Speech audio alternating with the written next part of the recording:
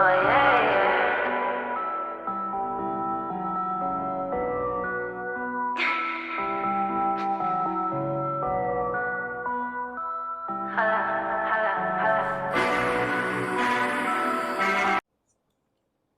everybody, and welcome back to Privilege Pulse. I hope that you're doing well today, and thank you for tuning into the last video where I talked about navigating relationships, determining whether or not somebody is intimidated by you, obsessed with you, or if they simply respect you.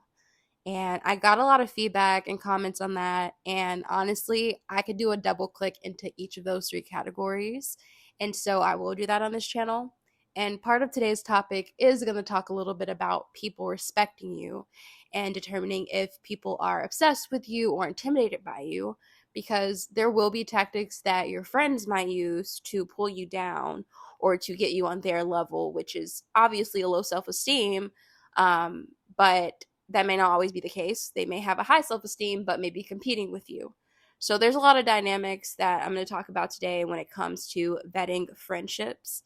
And I think that this is important because as much as we vet the men that we date or our dating prospects, I think that same level of intentionality to make sure that these people that you're putting in your friendship circles and the people that you're having in your village, the people that you're going to spend majority of your time with when you're not with yourself or you're not with your significant other, you should also be vetting these people. What are their qualities? What do they bring to the table? Yes, I'm bringing that question. What is it about them that makes this friendship fruitful? Is it reciprocal? These are all things that I'm going to jump into today with the topic, but I wanted to acknowledge that it is connected to the last video. And honestly, a lot of these things are going to all be interconnected because it is just the intersectionality of what it means to have friendships and relationships in your life with the added nuance that you have pretty privilege. And as I expressed in my last video, I identify as a light-skinned Black woman. I am racially ambiguous to most people. Some people have, not accused me of being mixed, but people have asked me if I'm mixed. I have a bunch of other phenotypical features that make people assume that, which I understand. And I've also just garnered a lot of attention, both negative and positive, from other women and men. So I have a lot to say. And I think that this is honestly this is a dedicated space for those people who identify with those experiences, one, and also people who have similar experiences that fall under the umbrella of pretty privilege and garnering attention simply because of your looks, and having to navigate and sift through the authentic people who really care about you, who want to get to know you, and then sifting through the people who are simply there because of what your beauty can do for them. Because beauty is currency. That's a principle of the channel. Beauty is currency. It is indeed something you can use to get what you want in this world. It's not always fair, but this society is not fair. So let's go ahead and hop into the topic. I'm really excited to talk about this today. And of course, subscribe, like, and leave any comments below for any other things that you'd love to hear me touch on. And just engage with the topic. I love to hear, if anyone has any mirroring experiences or something that might be a little different. Pretty open to, what you guys have to say down in the comments.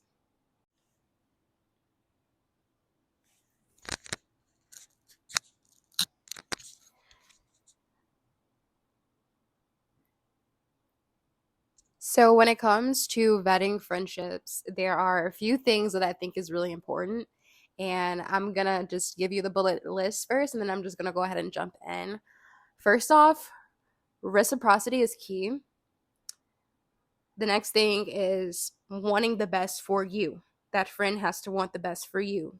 And it's implied here that you also want the best for them, but I'm identifying what it is that this friendship needs to be for you. So wanting the best for you. They need to respect your boundaries.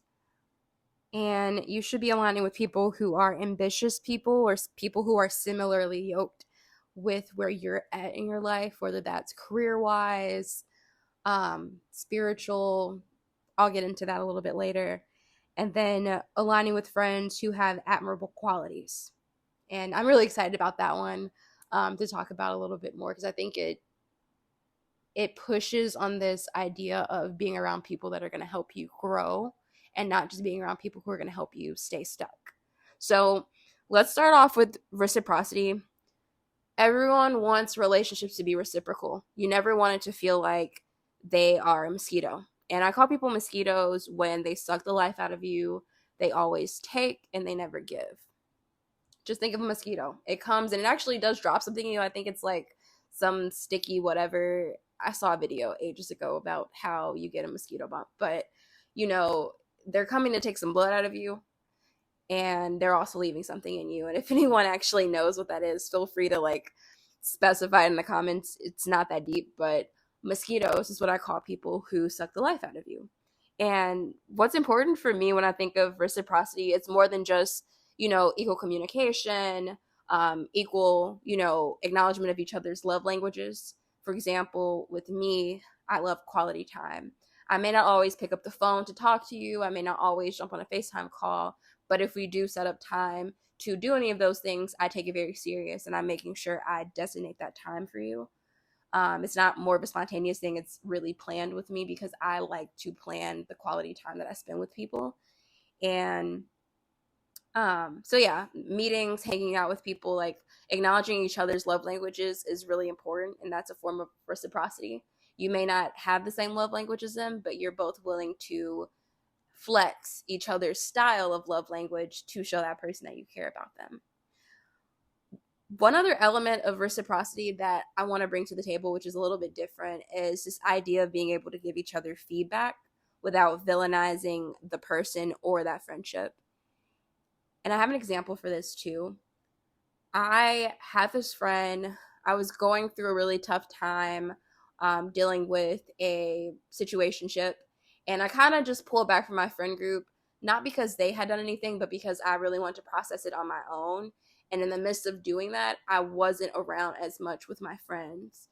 But it was also during a time that I was prepping to graduate for my grad program. So I really wasn't, spending too much time with them or doing all that stuff. Like I really was prepping to like find a job that was applicable to my degree and so forth. So I did kind of pull away a little bit because I was like, all this other stuff we're doing really isn't, that important to me. And on top of it, I'm going through emotional distress and trauma right now. And there was one particular friend who really felt this from me, like the pullback. And she and I, kind of had a conversation. And it was really tough, quite honestly, like being able to give each other feedback on what was going on. And I'm even owning in this situation that I didn't take her feedback very well about how I showed up as a friend simply because I was going through a hard time. In my mind, I'm justifying that if I'm going through a heartbreak and I'm going through this and that, and I've talked about this in my previous video, I had, friends around at the time that weren't as supportive about what I was going through. And part of that is another element of like pretty privilege, which is like, get over yourself. Like somebody broke your heart, like go get to the next man, like get up. Like it's so many men are a bus. I think a lot of people, one, do that just like in the woman sphere. Like we just think you should get up and get over it, men, very quickly. I'm not saying you shouldn't, but this was one of my first few heartbreaks. So I was really feeling it and I wasn't gonna not acknowledge my emotions or, invalidate them, even though my friends were at the time. And again, for them, I knew that they looked at me a certain way because of, my beauty and because of, the privileges that I have. But in my mind, I'm still just like, my dating life is shit. So it really doesn't matter all the stuff you're telling me because I'm still getting no shit men shooting their shot with me and then not following through and then causing all this trouble. So point being, when I had that conversation with that friend and we were trying to like build up what we needed to get our trust back, it was a really hard conversation to have for me because I felt like I was being villainized for having my own issues or problems that I was not trying to project onto my friends and that I was trying to process for myself because I knew how invalidating it was going to be going to them. Not because I assumed, but because I had actually gone to them before to, get that support and help. And it had been many times that they had gone through their own issues and situations with men. And I supported them. I never got, tired of it. I'm not an empath, so I don't feel heavy when people trauma dump. But I was always there to hug them and like give them reassurance. But when it was my turn, that was not the case. Like I was told to get the fuck over it and move on very quickly, which wasn't fair. It wasn't reciprocal. But the point that I'm making about, giving each other feedback is you should be able to give that friend feedback without feeling like the whole relationship is going to be villainized or you're going to be called out for being a bad guy. And in this situation, I definitely looked at this friend as a bad guy because I was not able to feel what I was feeling, even if it was in isolation, without them feeling like I was showing up as a bad friend. And on top of it, I was also managing adult responsibilities of trying to find work and other things. And again, I was being labeled as a bad friend. So I felt villainized in that situation. And I honestly villainized the entire relationship because I felt villainized.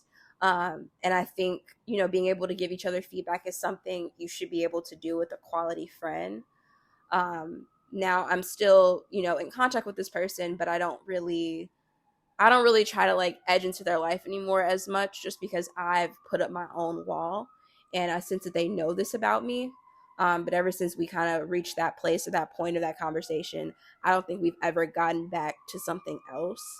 And we're just getting older. So it's also just like, I really don't care at this point. But moving forward with my other friendships, please ignore the sirens.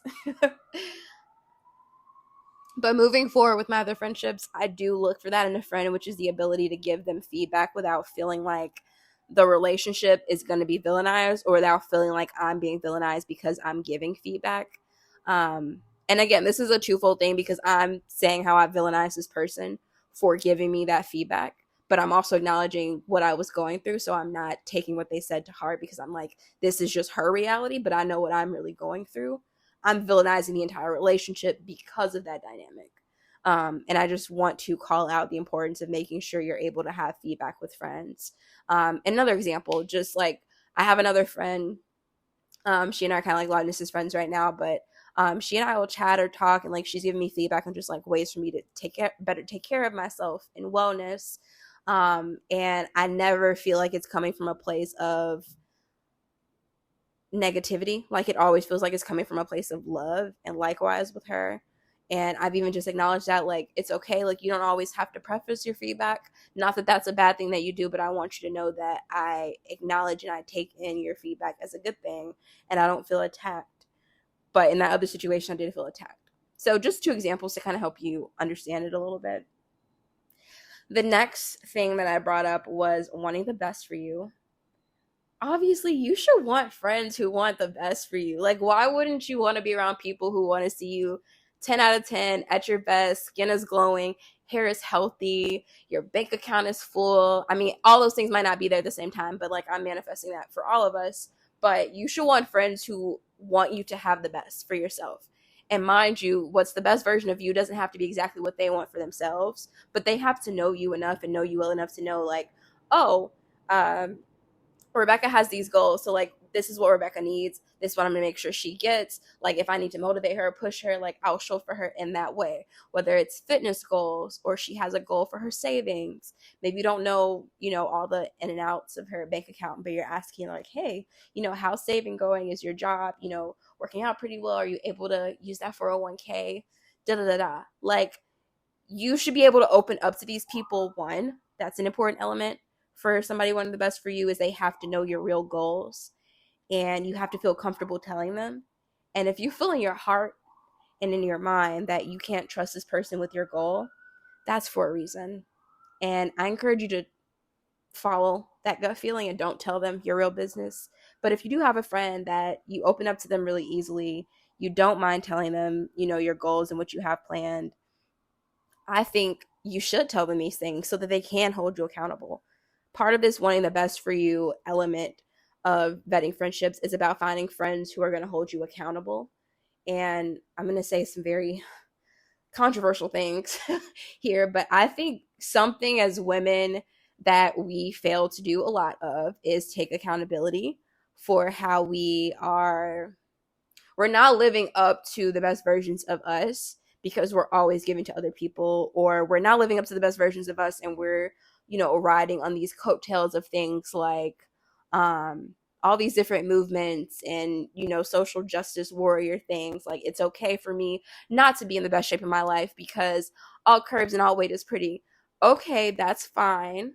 But if you feel that way, but you're envying somebody who has a different body than you and possibly a body that you could also have if you were just working out, you need to be accountable that you aren't doing what you need to do to have the type of life that you want to have. And, some people are going to get very sensitive with this. That's fine. But I think as women, because we already have so much responsibility on us in society, the last thing we should do is not be accountable to ourselves and not hold ourselves to a high standard for us. Now, I have never centered my looks or anything on the male gaze, so my perspective is very untainted from that. For me, like, being in shape, being fit, I was an athlete growing up, so like that's something I've always like desired. Um and what's funny is I was even a tomboy growing up, so like I really didn't care about the guys looking at me. I honestly only cared that I was beating the guys in the sports, honestly, because that was the first time I had got into track. Was I raced some guys during recess when I was in middle school, and I was like, oh crap, like I beat him, like this is fun, like I want to do this more. Of course I wasn't racing boys when I was competing, but I just got that adrenaline rush of competition, and so I really like being fit. I like competing with my fitness and my athleticism. So finding the things that are important to you, making sure that they're not centered on men. It's a completely different video for another day, but making sure that they're not centered on men, and then trusting the right people in your life that are friends to hold you accountable to that. Another thing I want to call out is just like a toxic dynamic that I see a lot of friendships have, which is letting your friend go back to this no shit person that she's dating. And it's a lot of kikiing and like fun videos and things. People make memes out of it. And I'm not coming for the people who make memes out of it, because I mean, you got to make your content and your likes. But I'm coming for the people who are experiencing that real life situation, and you still call that girl your girlfriend, but she's, saying it's okay when you go back to this man, even though he cheated on you, or even though he's talking to other girls, or he's emotionally cheating on you, or he doesn't respect you, or he doesn't value you. And of course, you're your own person, and no friend is going to pin you down and hold you from going there. But a real friend, if it were me, literally would tell you like it is and just say, like, you don't love yourself, you don't care about yourself, because why are you going back to somebody who obviously doesn't? Like, why do you feel so low about yourself that you think this is what you deserve? How many people have you seen in those type of situations and consistently stick there, and then they get to be in their 30s and their 40s and they're still with that no shit man, now with 3-4 kids, and they're stuck because, one, they had no good friends around them, because there's no way you sat in that relationship for decades and thought it was okay. Somebody had to say something. But that's not always the case. You have friends who aren't going to say anything, who feel like it's not their place, that they're overstepping boundaries. And I'm going to go into respecting boundaries in a second. So why this is literally right after it. But there does come a time when the boundaries are allowed to be pushed a little bit for the sake of you looking out for that person. So jumping into respecting boundaries, you should know your friend well enough. And if not, you need to ask these questions and go on TikTok and deep dive for all the deep questions you can ask people, whatever. Or follow Millennial Relationship Therapist, I believe his Instagram page. I will try to link it below, but you'll find some really great, thoughtful, and insightful questions you can ask your friends, but they're usually geared towards your significant other. But I think they're really good questions to ask when you have friendships with people that you're really close to, so you can understand, how you have to show up for them, and if you have the capacity to show up for them that way. That's also completely fair for you to say you can't, show up for these boundaries or respect them in this way, and that's just not a friendship for you. But I encourage you to go deep dive into some question hunting and find ways to get to know your friends and just get them to tell them your boundaries. And so when you're overstepping. And it's actually a fun exercise I did with my friends. We all pretended like we were in toxic relationships. We actually did this exercise when we were all single. We pretended like we were in toxic relationships with terrible men. And the prompt for me was, everybody, practice what you're going to say to me and to each other to get each other out of these situations. Like, I want to hear it now, and let's establish now that we are giving each other permission to say something. And maybe that's a thing other people do, but it was like such a silly thing when we came up with it, but it was so real because we had all like we had all actually picked people that we weren't really dating, but just like people that we knew, just so we can, get a sense of the character, and we kind of knew how our friends already felt about them. But I think that's one cool exercise you could do with your friend, is just like practice what that looks like. um, but with respecting boundaries, I want to specifically call out knowing when you're overstepping and when you're not, and just have that blatant conversation. Like, what things are you okay with me calling out about you, especially if you're like in a relationship with somebody, or you're deep into this job or career, or you're deep into this whatever, this hobby. Like, is it okay for me to call out something if I think it is impeding on you being your best self? Because at the core of everything, as a friend, you should be calling out things that are impeding on their well-being and your friend being their best self. Those are the types of women that I'm looking for to be in my life. The ones who know me well enough, who I've trusted well enough to tell what I'm aiming for, and the women who are going to hold me accountable for that and call out things that they may not agree with. Now, I'm not going to always agree with them. I might have to tell her, "Hey, Rebecca, like, chill. Like, you don't really know what you're talking about. Like, I get it, but this is my relationship, and like, he and I are fine. I know I come to you with these things, and now I might start to put up a wall with her."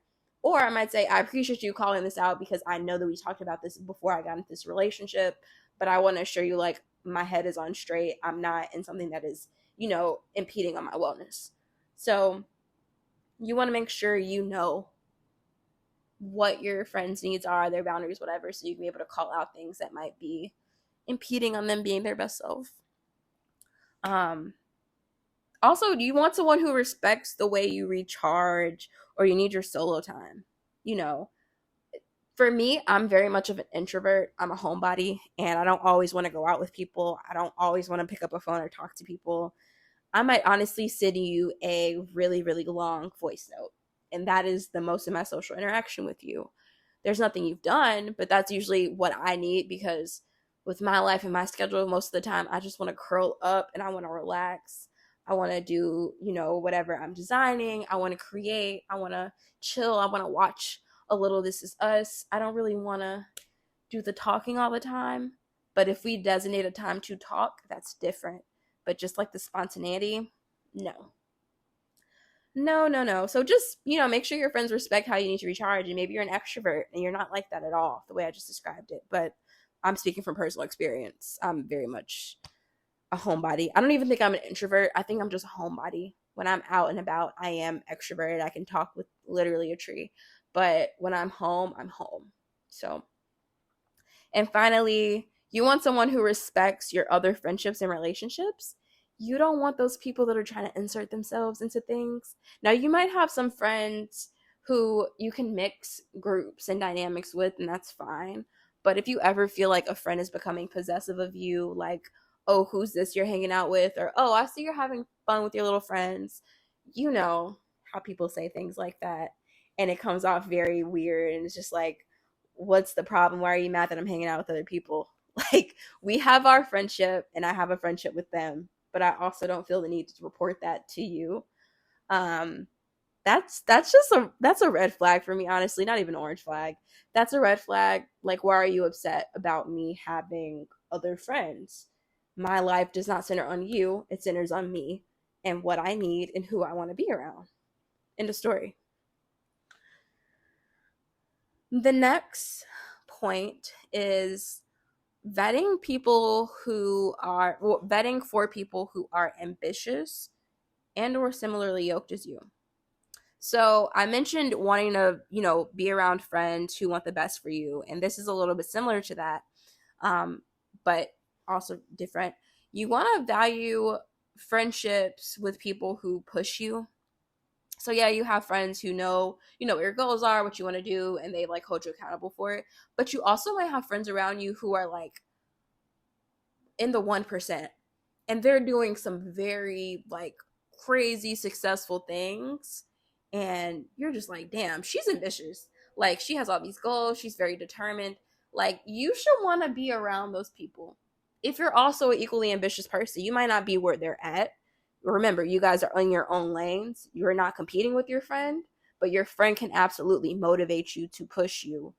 But you should be feeling like you guys are kind of in this, you should be feeling like you guys are in the same league of getting shit done. That is what that should feel like. Your friend might be over in med school in her year 3. You might be over in corporate America entering your year 4, about to get a promotion for the first time. And you have another friend who is working at a publishing company and she's about to finally get her first book client published. Like, you guys need to all be in your own lane. I'm not saying you guys need to all have 3 different careers, but I'm just giving an example. And you need to feel so confident about what you're doing, but also be able to look to the side of your friend and be like, she's also killing her shit. She's also doing what she needs to do. And that motivates you. Like, you're able to push each other. You're similarly yoked. You guys have similar disciplines of commitment to your goals. And that's just all career wise. But, say you're a mother, like, one is a mother of 3, one is a mother of 1, and one is pregnant. Like, you guys are all at 3 different stages of that, but you guys all have similar, mindset around, I'm gonna be as proactive as possible with this pregnancy or with this child that I have, like planning things, being around other people who, take joy and pride in having kids and being able to plan these really cool trips and mommy and me things. You want to be around people who are similarly yoked as you, in the same league as you, so that you don't feel that unlevel competitive spirit that I see a lot of female friendships have.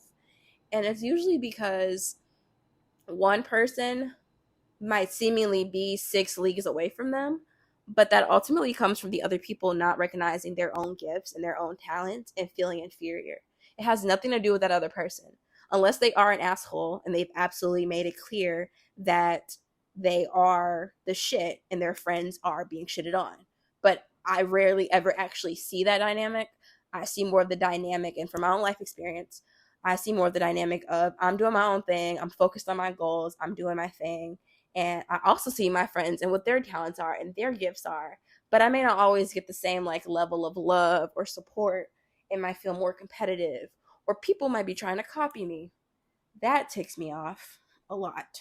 Um, because I want to say this. You want to, one, avoid people who are stagnant, who are just so caught up in the fact that they aren't where you are, that they're stuck there and they're just mad. Because you are going to be the sum of the people you're around. And if you're around stagnant people, I guarantee you, even though you might be moving like 50 miles per hour, eventually that's going to slow you down. You got to cut off that dead weight.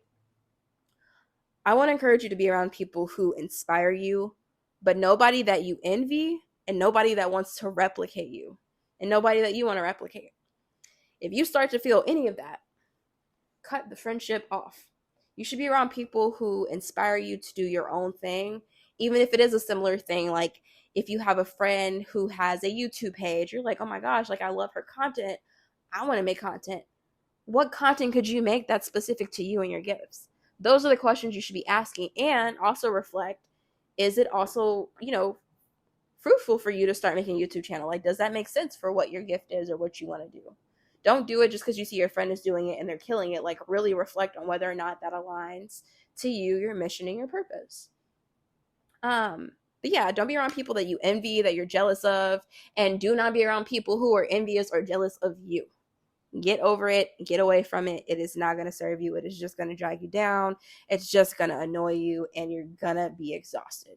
It's going to be a lot of fake highs and buys and hugs and smiles and a bunch of other bullshit that you don't deserve, that you shouldn't be putting yourself through. And don't get me wrong, friendships have healthy competition. I've seen it for men, but for women, competition oftentimes can breed some very nasty behaviors. And so I err on the side of caution when it comes to competing with your friends. You should have healthy competition where you're pushing people to be their best selves in their own lanes, but not where you're pushing people to push them out of their lane to get in their lane. You should be pushing people to do good in their own lane and not pushing people out of their lane so that you can be them. No. And you shouldn't be around friends who are doing that to you. If you start to sense that or feel that, deep dive into some questions with them and get a feel for what's really going on there.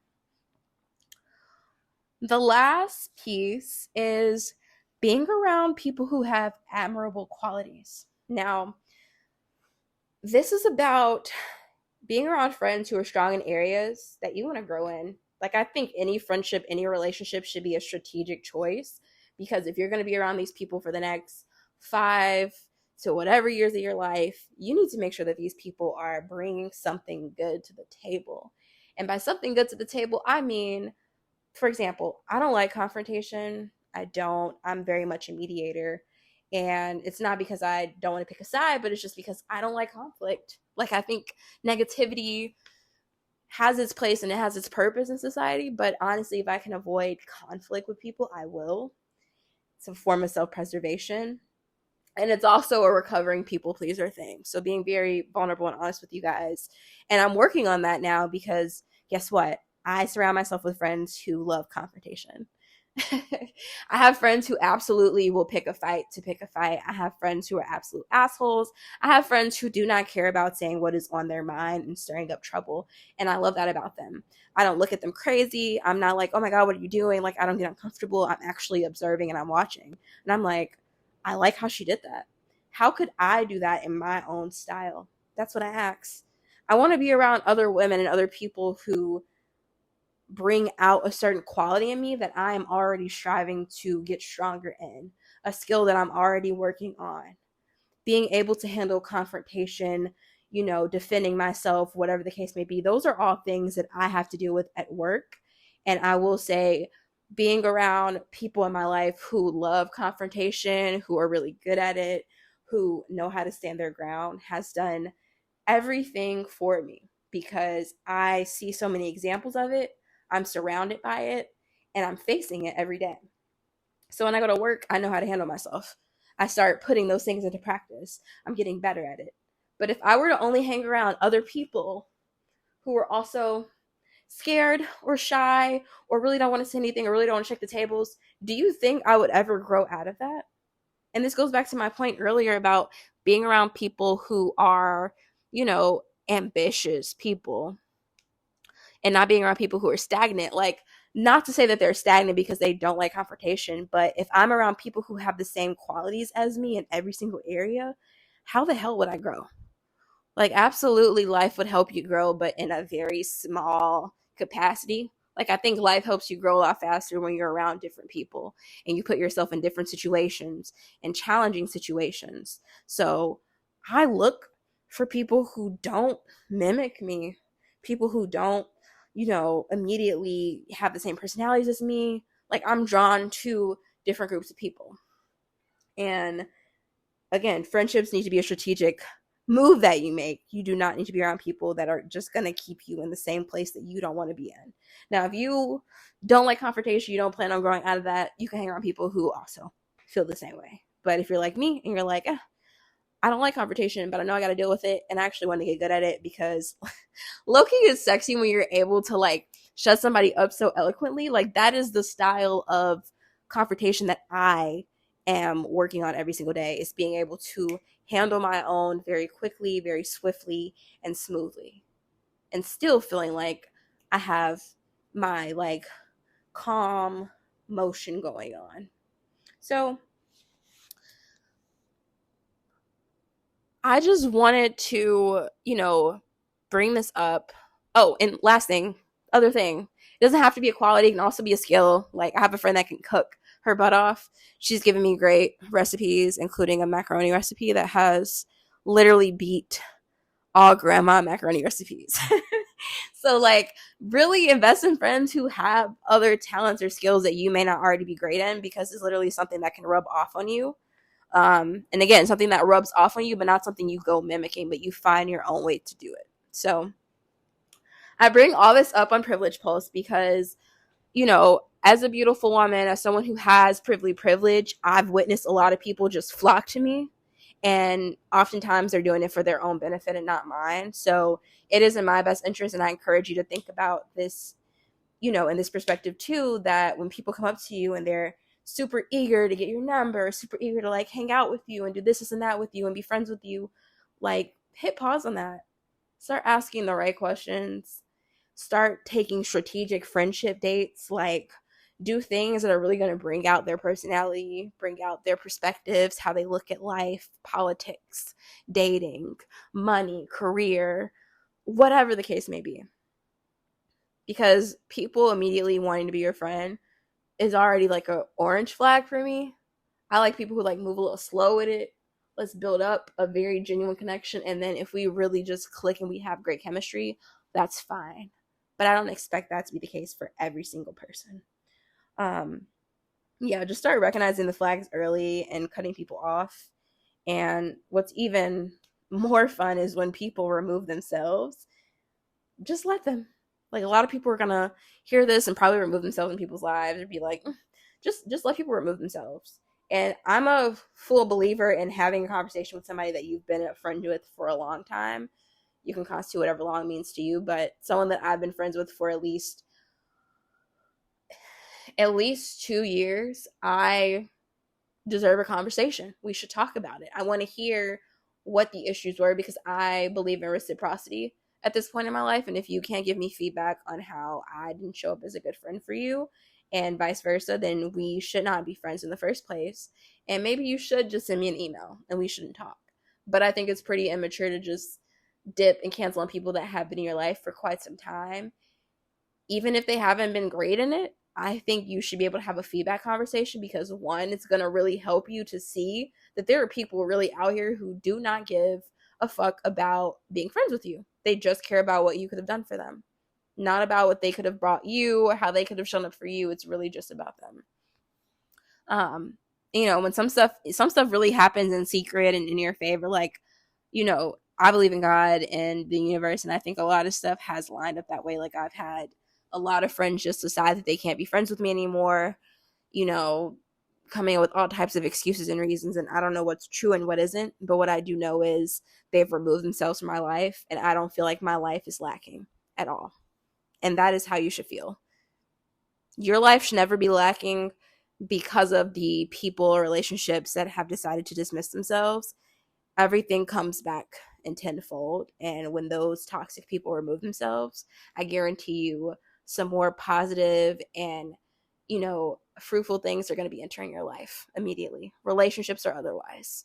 So, thank you guys again for tuning into Privilege Pulse. I hope that you enjoyed this video. Please like and comment below and stay tuned for the next one. Have a good one.